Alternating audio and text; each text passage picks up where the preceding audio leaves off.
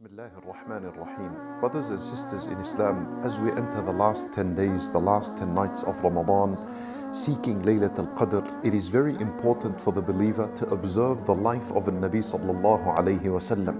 And what did he do in the last 10 nights? And that's our example, that's our role model, and that's what we should follow in order to attain the reward of laylatul Qadr.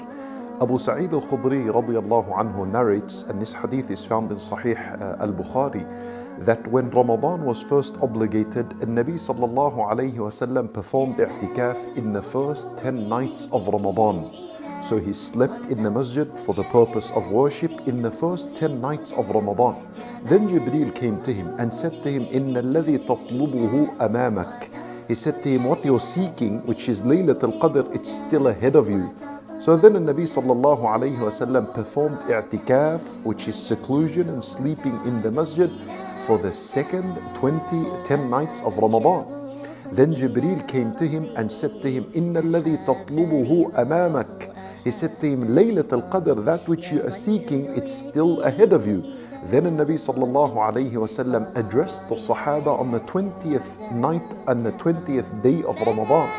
And he said to them, whoever had performed i'tikaf with me, come back and perform i'tikaf for the last 10 nights, because I have been informed that Laylatul Qadr is in the last 10 nights, in one of the odd nights of the last 10 nights.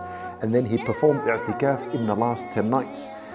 Brothers and sisters, what we see from this hadith is that the Nabi sallallahu alayhi wasallam performed i'tikaf, seclusion in the masjid for an entire month, just to capture and observe and witness and earn the reward of Laylatul Qadr. This is how important the night is, and it is by the wisdom of Allah Azza wa Jal that He made Laylatul Qadr at the end of Ramadan. By then, we are all prepared spiritually and we're in that mode of worship, so we're able to seek it really easily bi'idhnillahi ta'ala.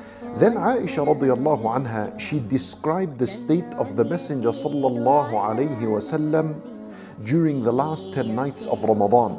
She said that when the 10 nights of Ramadan began, Nabi sallallahu alayhi wasallam ahya laylahu wa shadda mi'zarahu wa ayqadha ahlahu wa jadda. She said that he sallallahu alayhi wasallam tightened his waist belt. And what that means is that he avoided intimate relations with his wives, even though this is something permissible at night, but he would avoid it, and therefore he would focus on his worship. And it also means that he would put much effort, unlike any other night in the year. She also said that ayqadha ahlahu, he would waken up his family, he would wake up his wives, so that they also can partake in this night of seeking the reward of Laylatul Qadr. And she also said, and this is the most important here, she said, ahya laylahu, he would bring his night to life. You see, what that means is that the night is dead when you're sleeping. But how do you bring the night to life? When you engage in worship. And so when Nabi sallallahu alayhi wasallam would engage in the entire night in the worship of Allah Azza wa Jal.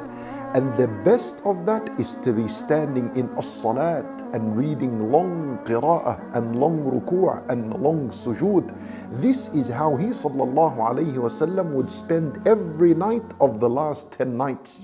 He would be awake from Maghrib all the way until Salat al-Fajr. And that's the ideal situation. If you're able to do so, then you do so. It's only 10 nights. And if you're not able to do so and you need to sleep, then it is advised that you sleep at the very beginning of the night. So after at-Taraweeh, you take a break for a few hours. But most importantly, make sure you're awake, especially at the last third of the night, engaging in salat, istighfar, Qur'an, wa dua, and so on. And ask Allah subhanahu wa ta'ala to accept from you. We ask Allah Azza wa Jal to allow us to witness Laylatul Qadr and to earn its reward.